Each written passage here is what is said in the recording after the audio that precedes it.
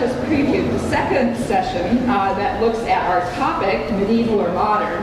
I think in my mind, in the discussion with Gail as we were formulating the symposium, we thought that the idea of modernity in popular culture, as well as in contrast to the contemporary field of American art, and we remember in 1913 the emerging technologies that were so demonstrably illustrated to all New Yorkers in the Grand Central Terminal in terms of the technology and infrastructure being enormously modern, but classical and eclectic in the stylistic language. Then we look at the Armory Show in 1913, also kind of within the same first season of that year.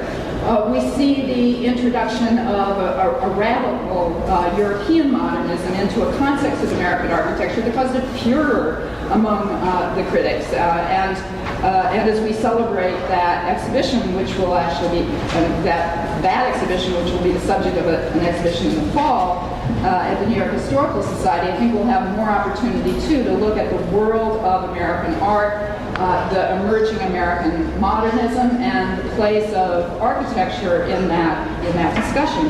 And the speakers this afternoon then will address some of those ideas. So on the modern side of medieval or modern, we're going to explore also the image of the building in popular culture and its reception around the world. So the speakers who are going to look into and probe some of these issues are, as you see on your list, on your program, Suzanne Stephens, who is the deputy editor of Architectural Record and a frequent writer in many an architectural publication. I've been reading Suzanne's writings for many a year, and remember back to Skyline, the Institute for Architecture and Urban Studies, where she, as a sweet young thing, she was already sort of organizing and marshaling sort of all of this incredible amount of publication on important architectural ideas. But the thing that has impressed me the most about Suzanne and her career of voluminous writings is that she decided to go back to school in order to take first a master's and then a PhD in architectural history at Cornell, Mary Woods, among other people, and to study architectural criticism. And she did indeed write her master's thesis on Montgomery Schuyler and the Woolworth Building, and then a larger PhD on the whole field of architectural criticism during the period that really is bracketed by the very last years of the 19th century and this emerging modernist milieu for 1913. And she's going to talk about that. And then Mary Woods, Professor Mary Woods, from that relationship. And again, she and I go way back, all of these people, we all go way back to graduate school at Columbia and many a year. And Mary did an essay that I found so fascinating, and quite a few years ago, that introduces the idea of the disjuncture between the Stieglitz group and that idea of modernity in American art, and this experience I think she's going to recount about Cass Gilbert and Alfred Stieglitz and how Gilbert was received at the 291 Gallery, or unrecognized, I guess, at first at the 291 Gallery. And then Dietrich Neumann, who is, I lost my paper, my cheat sheet that mentions all of the books that all of these people have done. But Mary has written Beyond Architecture, Beyond the Architect's Eye, Photographs in the American Built Environment, which is going to provide the context for much of what she'll talk about today. And then Dietrich Neumann, who is a university chair professor at Brown and a colleague, again, of many a year, and has explored so many of the topics in detail that we'll touch upon today in his books Luminous Buildings, The Architecture of Night, the Illuminate looks like you have two books with the same title, Architecture and Modernity Illuminated Building. This is my staff's research. And Film Architecture from Metropolis to Blade Runner. He's looked at German architecture of high-rise buildings in the period of the 1920s. And so is a perfect person to recap some of the ideas that we're looking at and their expansion into the international context in his talk about a skyscraper for Mussolini, Woolworth Building influenced. Okay, well, I'll hand it over to Suzanne. Okay. Thank you, Carol. It's a pleasure to be here in this space. And also to discuss Montgomery Schuyler, with whom I have read so many of his writings by now, but this was a good time to go back and look at it.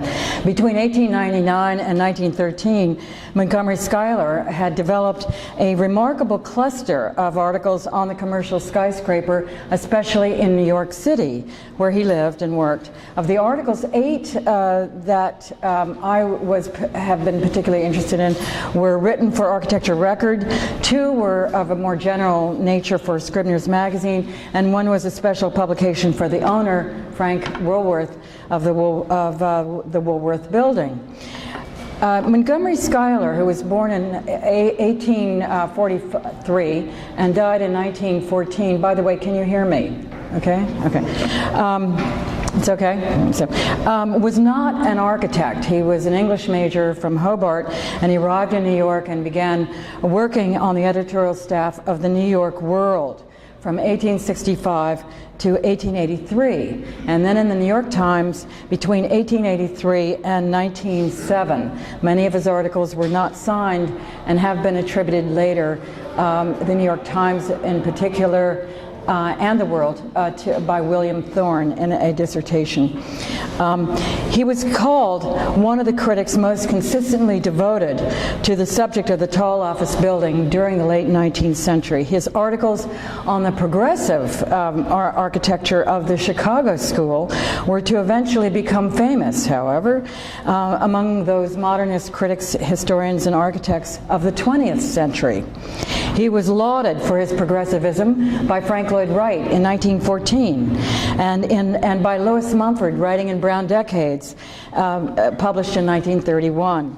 However, Schuyler's essay in Architecture Record, as you see here, in 1913, praising the Woolworth Building by Cass Gilbert, caused several such critics to conclude that Schuyler, by then 70 years old, had lost his evaluative powers in his later years. The Gothic cladding of the 55-story building, not including a 5-story pavilion roof, the tallest in the world at the time, as you know, obviously did not meet with their approval. And nor did Schuyler's defense of the stylistic garb of the Woolworth help his case. Next slide, please.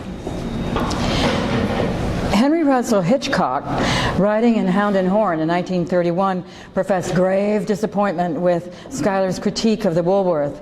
As Hitchcock put it, Schuyler had expounded a doctrine leading inevitably to that upon which the leading modern architects of Europe now based their work.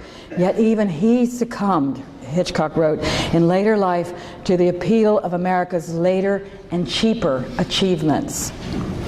Hitchcock further wrote that Schuyler lived to praise the Woolworth Building, that landmark with which the worst phase of skyscraper design began. Later in 1961, when William Geordie and Ralph Coe edited American Architecture and other writings by Montgomery Schuyler, they also argued that Schuyler had moved from a progressive eclecticism in the early days to a radical rationalism, but finally caved in to picturesque inheritance. They did, however, agree that while Schuyler settled for the modeling of the Neo-Gothic Woolworth Building in an ideal compromise between the bones of the structure and the flesh of beauty, he by no means had made a discreditable choice. Geordie and Co. were able to conclude that the Woolworth remains among the finest of New York skyscrapers in both modeling and mass. Rather than considering Schuyler's skyscraper criticism as a regression and a weakening of its principles, I argue that the 1913 essay represented the culmination in the development of a critical apparatus. Schuyler's criteria resulted from a consolidation of his views on this building type that had evolved over the years. He was coming to terms with the skyscraper during the time when it was emerging as an important artistic and urbanistic artifact. The criteria that he gradually formed for judging it wedded purely both architectural considerations with philosophical precepts, and more specifically, artistic considerations with technical, social, and economic ones. Next slide, please. Schuyler was still looking for an architectural vocabulary that would fit the new demands of higher and higher buildings and the requirement for visibility in an ever-congested city. At the beginning of his career, height, of course, had not been much of an issue. In those early days, the first elevator buildings, such as the 9-story masonry bearing wall Tribune Building by Richard Morris Hunt, 1875, that you see on your left, and a detail on your right. Could we go forward one more? And the Western Union Building by George Post, 10.5 stories, and also 1875, were only, as Schuyler would note in 1899, the skyscraper up to date, in his essay, The Skyscraper Up to Date, were only timid beginnings. And if we can go back to the Tribune. By the end of the 19th century, Schuyler's assessment was more accepting of the Tribune's aesthetic merits than he had shown in an essay in 1875, since attributed to him by Thorne. In 1875, he found the Tribune Building without beauty, deceptive in its lack of expression of structure, and he faulted it for its polychromed facade, its proportions, its top heaviness, and the fact that the whole is uglier than any of its parts. In other words, he did not consider the 9-story height in 1875 as a major problem, even though it was at that point a tall building. Nor did he mention that Hunt made a 9-story building look like it was 16 stories by the way he treated the fenestration on that facade. Suzanne, actually, you're showing the addition of extra stories in 1908 that make it about 16 stories. Oh, sorry. Okay. Okay, 1875, then that's the 1908. Okay, thank you for the correction. So that's why Schuyler didn't complain in 1875. Thank you. Because if we can go to the Park Row building, skip ahead of the, In the Park Row building, by 1900, the Park Row building had just been built in 1899 by R.H. Robertson, and for a brief time it was the tallest building in the world. Then there was the 47-story, 612-foot high Singer Building, which Ernest Flagg completed in 1908. It was designed to be a thin spire or campanile with narrow proportions and a sculptural top. Flagg intended it to solve the problem of lower Manhattan streets becoming ever darker and more crowded as the towers thrust up into the air. Flagg, as Schuyler did note, and to curb a skyscraper, written right after that, he had developed a zoning proposal whereby building heights would be limited to 100 feet or 8 stories on 3/4 of the site, with the height restricted for the remaining 12% of the property. Schuyler commended Flagg's plan for keeping the cornice line on the street, which for many buildings was still 5 stories, and for encouraging towers to only be built on part of the property. I should mention that Schuyler did address Chicago, and I'm not going to go into that right now because his essays were few. He wrote some in 1891, and later on he addressed the skyscrapers, the economy and utility of the Chicago school of Sullivan and Root and Burnham, but he did not talk too much about the steel frame or the metal frame and the advances that were being made then, nor did, and he was mainly concentrating on the mushy soil and the height limitations that the city was engaging in while they were dealing with mushy soil and fireproofing developments and improvements. But if we go on to Louis Sullivan's Bayard Building, we have one thing that Schuyler did mention in relation to the Chicago architects. He was always talking about how these buildings represented the thing itself. This was very reminiscent of Kant's Das Ding an sich. In architectural terms, to Schuyler, it meant the actual structure is left, or rather is helped, to tell its own story. As we see with the Bayard Building, by Louis Sullivan, completed in 1898 on Bleecker Street between Broadway and Lafayette, that point is well illustrated. Sullivan had designed it in association, as we know before, with Lyndon P. Smith, and there Montgomery Schuyler did point out the facts of the case can be revealed. The 12-story building was metal framed, clad in drapery of baked clay, according to Schuyler, instead of a masonry whose breadth and massiveness would have obscured the structure. The skin is, quote, a mere wrapping which clings so closely to the frame as to reveal it and even to emphasize it. This frame, he went on to explain, is the thing itself. And the next one on the detail. Okay. Another criterion he brought to his discussion of the Bayard Building was its triple division. Now here it gets a little complicated because he gets in kind of a discussion or a little debate with Louis Sullivan, which I'll try to compress. The facades of New York buildings, as we know, were mostly designed according to a tripartite competition of a base, middle, and a top, often using classically derived vocabulary, which made sense with column bases, shafts, and capitals, providing the correct metaphor, and string courses helping in breaking up the scale. Schuyler was in agreement with a triple division, mainly on the basis of an Aristotelian precept regarding the dramatic unity. A work of literature required a beginning, middle, and an end.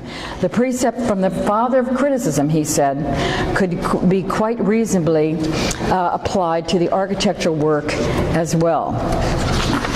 In Schuyler's discussion of the Bayard Building, his emphasis on that rationale to justify an aesthetically desirable tripartite composition, he parted from Sullivan, who explained that the tripart division was needed mainly for expressing the function, and that others, you'd have the lobby, you'd have the shaft of offices, you'd have the attic on top to have elevator overruns.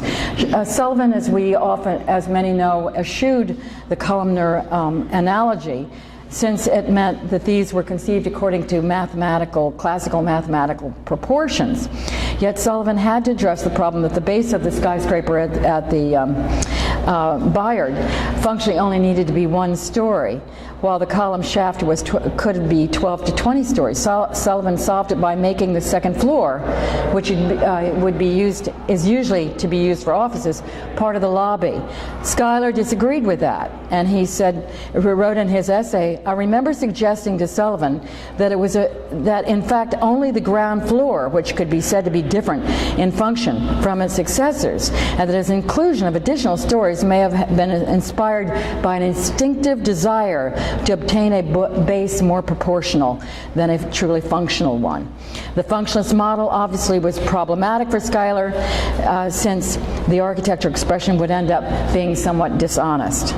Sullivan also was slightly ambiguous about the attic and how that would be programmed, but he did terminate it, as we know, with the flat roof and a cornice for this low rise embedded in the block building.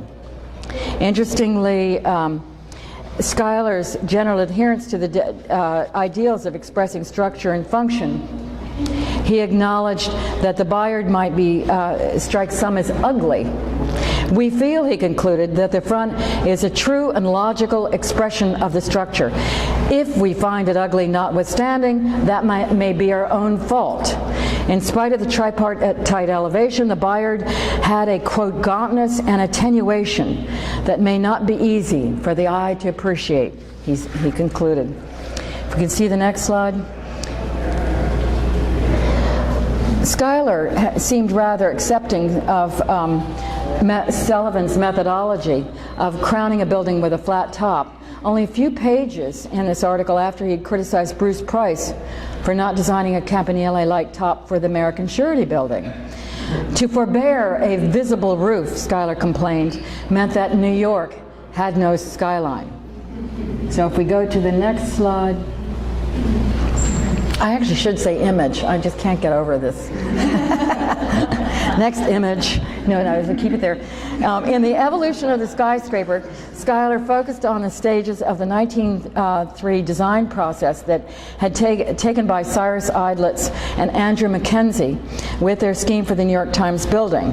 The Italian Renaissance Tower, which they designed for the intersection of 7th Broadway and 42nd Street, still stands today, albeit gruesomely defaced by remodeling that took place in 1966 by Smith, Haynes, Lundberg, and Whaler.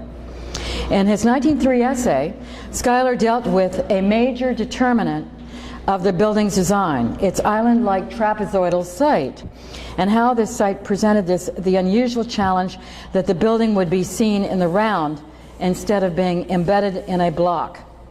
Because of the visible position and its height of almost 363 feet or 25 stories, Eidlitz had designed a tower as a campanile on a base rather than a chateau with a mansard roof or a rectangular building just with a flat top. Schuyler pointed out that in the New York Times that the piers of the superstructure turning into buttresses had the result of suggesting a Gothic treatment, even though it was Italian Renaissance vocabulary style. And the Gothic treatment had more of the aspect of a cathedral. This Gothic quality, pointed out, was important for that design, and it's something that would kind of stay with him as we know. The Times building, along with Daniel Burnham's Flatiron, and if we can go to the next slide,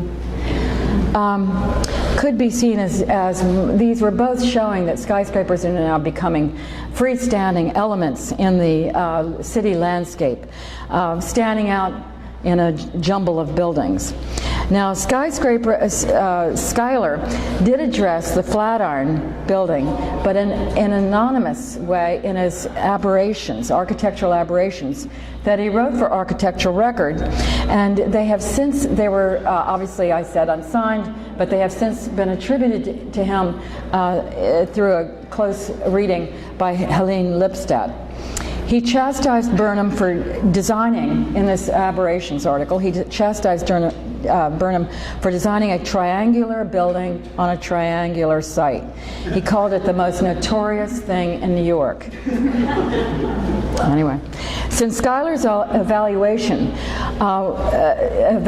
were based on the world as he saw it, his vantage point needs to be acknowledged. From his writings, which concentrate on the facades of buildings, one would infer that he observed and evaluated them from a standpoint of a pedestrian or the man in the street. And in fact he did. But by the time he was beginning to make certain distinctions between a tall building, 12, 13 stories high or 20, and a skyscraper, new demands were being made on that perception. You could see the skyscraper from variable angles and distances. It was more and more important that a skyscraper have 4 facades, not one, and have tall, visible, distinct tops or crowns, not simply projecting cornices with flat roofs. So if we go to the West Street building, an unsigned critique of Cass Gilbert's West Street building, published in Record in August 1907 and attributed to Schuyler by Geordie & Co., accords more and more importance to the crown of the building. For the skyscraper to be useful and beautiful, Schuyler still advised that these parallelepipeds have an Aristotelian triple division, and that this division be expressed on all four facades. However, in the case of the West Street building, Gilbert also designed a visible and crowning roof instead of just emphasizing the cornice. Schuyler found this response to pose an answer to finishing off a tower in a very crowded landscape. In order to show his allegiance to Sullivan's skyscraper functionalist argument, however, Schuyler pointed out that such a crown should also contain several usable spaces, such as mechanical equipment and elevator overruns. While the critics still valued buildings. Now if we go on to Wall Street, Wall Street. While the critics still valued buildings that expressed the steel frame, ones that did not attempt to mask the steel structure with massive masonry of historic predecessors, he was now dismayed that some efforts were going too far in the other direction. One example was One Wall Street, designed by Barnett, Haynes, and Barnett of St. Louis. It was simply too expressive of a trellis of steel frame. The architects had, quote, just bricked it over, excepting the square holes. The next is the Seligmann Building, completed in 1907. You would think that would meet his approval, and certainly we have heard about it today, about Francis Kimball today. The Seligmann Building, after all, could be seen in the round and had a spire-like top protruding from its main cornice, but it lacked other certain qualities, according to Schuyler. The massing by the architects, Francis Kimball working with Julian Levy, particularly the concave upper portion of the corner below the turret, and you see that illuminated, was a collection of 16th and 17th century elements that Schuyler felt were being put together with a pasticheur's sensibility. Quote, a frightful example of the unwisdom of trying to variegate and diversify the accepted type of skyscraper. And the heavy masonry cladding covering the metal frame didn't help the Kimball case either. Furthermore, Schuyler felt there was too much emphasis given to the voids of the masses in the base of the Seligmann Building. It was a particularly problematic one, since the eye requires at the base a sense of solidity. Logic was a highly desirable attribute to Schuyler. Next slide. And capriciousness a serious failure. The Evening Post, designed by Robert D. Cohen in 1906, for being the thing itself. As he explained, the skeleton, hardly draped but articulated, is developed and decorated in accordance with the facts of the case. Schuyler admired the way the design of the front elevation indicated the building had a steel frame, and he served to identify the functions of the tower. In this particular case, the newspaper building's functions adjusted well to the tripartite division, for the uppermost story had large openings for windows indicating a composing room. If we go next to the next slide, the image. In another article in Record in 1907, Schuyler addressed the Hermitage Hotel. I'm not sure whether it was called Hermitage or Hermitage Hotel by Robert Cohen at 7th Avenue and 42nd Street. And it was there that Schuyler presented a somewhat semi-logical analysis of the hotel's representation of structure and function. He pointed out the complex way in which the muscular columns and other elements of the facade expressed the structure of the 14-story building. The columns were masks for the actual support, but, Schuyler added, they are not the less impressive and hardly the less expressive. They reveal even while concealing, even by concealing. Here Schuyler emphasized that important idea of expression. And then we come to his Woolworth. His defense of the Gothic was presaged before the Woolworth Building. In a record in 1906, he was saying that Gothic was a more rational and a more promising point of departure than classic. The skyscrapers and skyscraper critics at that time were also discussing, other ones were also discussing the advantages of the Gothic style in relation to skyscraper technology. In Craftsman magazine, Frederick Lamb and Louis Sullivan carried out a debate in 1905. Sullivan obviously arguing against Gothic, but A.D. Hamlin countered and said, look at the Gothic principles. We're not just talking about Gothic ornament, we're talking about the principles. Schuyler sided with Frederick Lamb and A.D. Hamlin on the use of the Gothic principles to address issues posed by this building type. His seeming conversion to the Gothic architecture would appear to later critics, next slide please, such as Hitchcock, Jordan Coe, as retardataire. However, he was not looking at nostalgia and his historicism as much as the demands of for the architecture vocabulary that the new height required. He was looking at scale. If we go to the next one. The size of the spectator in relation to the building was very important, and the relation of the parts to the building itself was important. Schuyler said, quote, "One of the chief successes of the Woolworth, all will agree, is its success in scale. The man in the street can hardly help observing the distinctness and sharpness of the outlines of the canopies and the arcades so many hundred feet above them." And so this is from the far distance, the middle distance, and close-up. Schuyler was looking for a way that the man on the street would not be overwhelmed with tall buildings as they got higher. Could we see the next slide? And we see here the Gothic cladding allowed the Woolworth to denote its skeleton. Nobody would take it for a Masonic structure, he said. Schuyler did address tops of buildings, and as you know, the Woolworth has a spire-like top. And could we go to the next one? And I'm sorry, these are more details of the Woolworth terracotta. Okay, the next slide. The Banker's Trust, designed by Trowbridge and Livingston, had a pyramidal roof that crowns the work, and but its top windowless space was a storage archive. The next slide, the Metropolitan Life by Napoleon Lebrun and Sons was the closest in adapting itself to the rules of the game, said Schuyler. There was no superfluity excepting the actual finial of the crowning member. While Schuyler did not defend the Woolworth on the grounds that it could be adapted for storage, he considered a civic-minded contribution to the skyline based on the recognition by the client, who must have sacrificed some space and added much enrichment for this crowning feature, with his eyes wide open. And here we could have the final slide.